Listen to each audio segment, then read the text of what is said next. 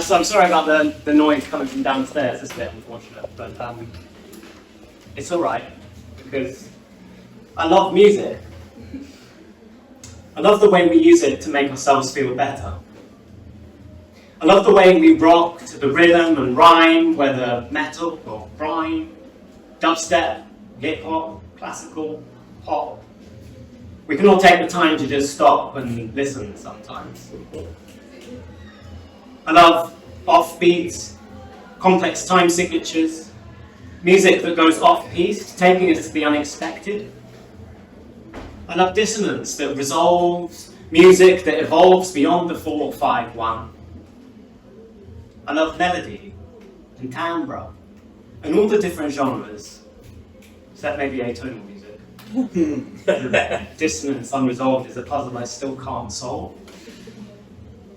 I love tritones and triplets, vocoders and triptychs.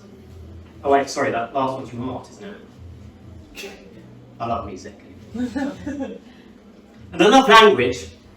I make my poetry iambic. I sandwich verb between subject and object, create relative clauses to make your ears prick. I love the way the use of a stress can make a mess of your meaning, leaving my English students screaming like, "Teacher, what is this frustration that I'm feeling?" Because the English language is a bitch. True. Say that again. True.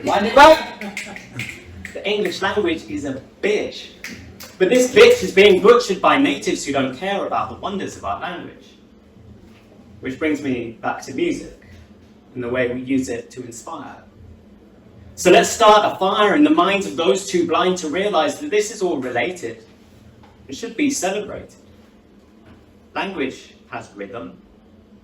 Language has stress. Language has melody. Language can undress the one you want faster than a mastered guitar.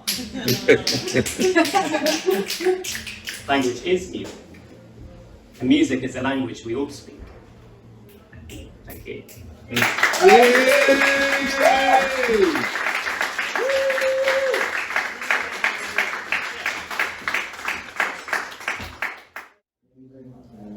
I used to have an extra limb.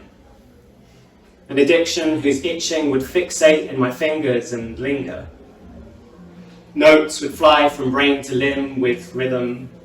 My fingers would sing on every surface and permeate my skin any time my instrument was not within reach. And so I'd make do with songs I knew, smash out drums with my thumbs on every surface under the sun, manipulate fake frets as fingers would fret to touch the board.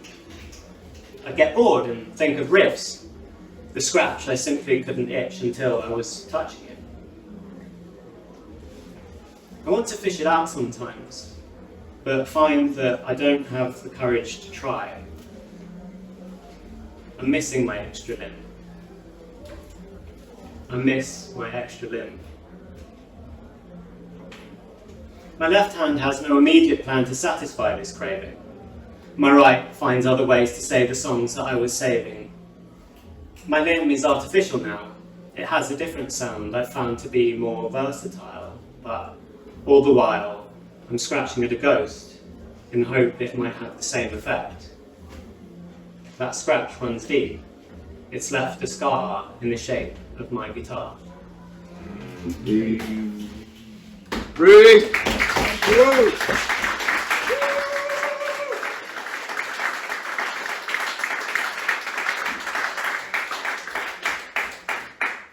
So this is a piece called Be a Duck. There's always one. There's always one. That is always Casey. Humanity craves hierarchy. And that hierarchy is interplanetary, and it's scary that those who are uncaring and strive to heavy their pockets rise like rockets to the top, stopping the flock from rising up. But equally as weak will lead, the strong long for somewhere to belong, bumbling along, longing for rules to tell them that they're wrong, and what's wrong with being wrong when people are being wronged and leaders are doing wrong. So what difference does it make if I'm wrong and I'm wrong? So I'll keep preaching it in song so long as somebody's listening.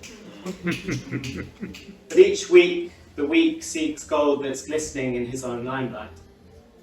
because he's right and I'm wrong, strung along by his rules that if he breaks he'll escape, but with no debate when I deviate from the laws that he creates.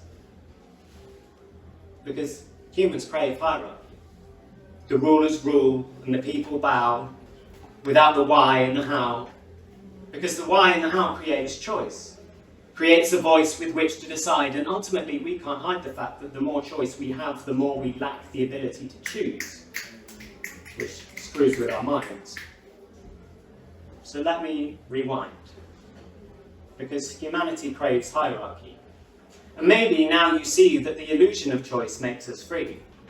And real choice is a challenge chasing chance chaotically into imperfect cadence.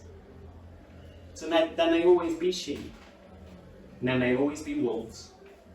And perhaps the best way to survive, escape the hive mind and unwind, is to stand in the middle of this flock, stop giving a fuck, and be a duck.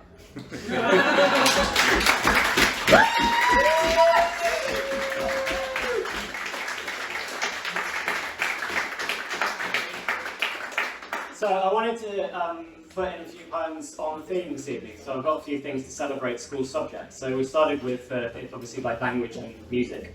So now I'm going to move on to science. And actually, this kind of ties in with something that Chanji was just doing.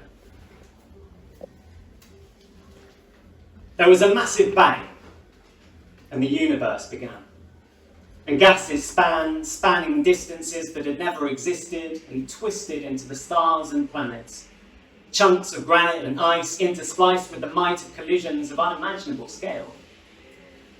These collisions led to fission and fusion, forming the foundations of the fundamentals of life, breeding the small slice of existence that is mankind. And after time of infinitesimal collisions, billions upon billions of coincidental decisions, through countless generations, countless innovations that resulted in your parents meeting, completing their courtship, competing with cells racing towards an egg. This ultimately led to you, the single most important thing in the universe.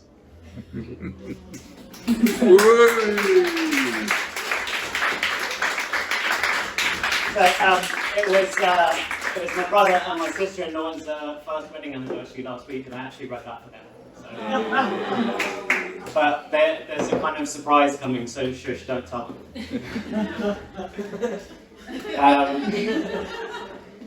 Anyway, I'm Jasper. If you want to follow me on Instagram, I'm jasper.poet, and this is my last piece, which is about maths. Can we just have some of that water?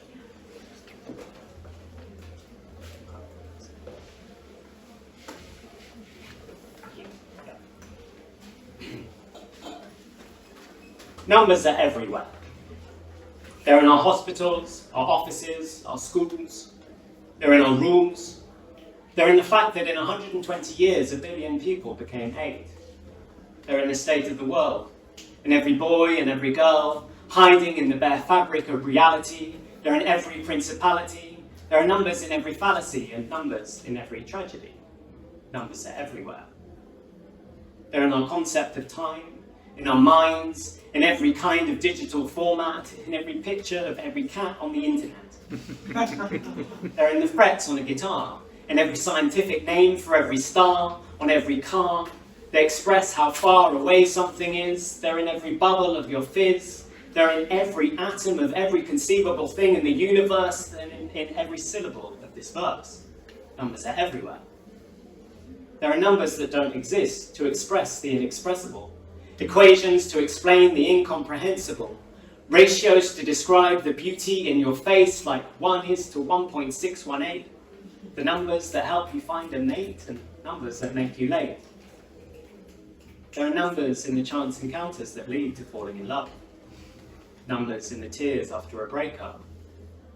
There are numbers in the distance between us, numbers in numbers to express how much I miss you, and numbers to tell me that last time I kissed you.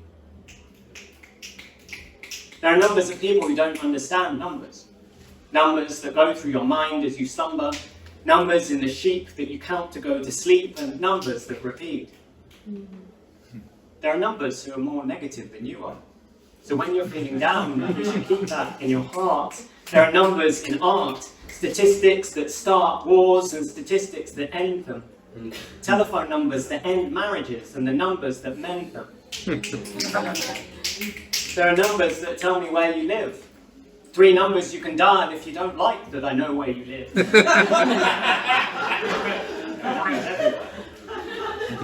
They're in every page and every book. In every look your girlfriend gives you when you're not off the hook. They're in the money that thief took. They're in the number of endorphins that make you feel shook. They're in the spreadsheets you labour over, the taxes you pay. They're in every single day, in your pay and display, in every delay. They pave the way for human development and lead us into our future. They're the reason for every bullshit conspiracy theory. They're in the reason people die. There are numbers in the reason mushrooms make you feel high. Numbers are the reason why. And even if, like me, you hate maths, it's important to care, because numbers are matter, and numbers are everywhere. Thank you.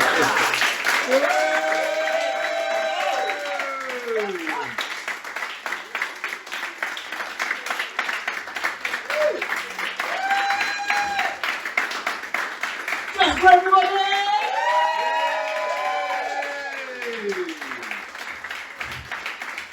Well.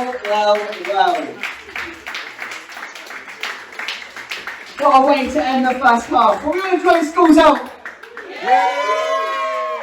Guys, we're going to be back at 1:45. Just going to alert you once again to the back of the room. Tash, stay.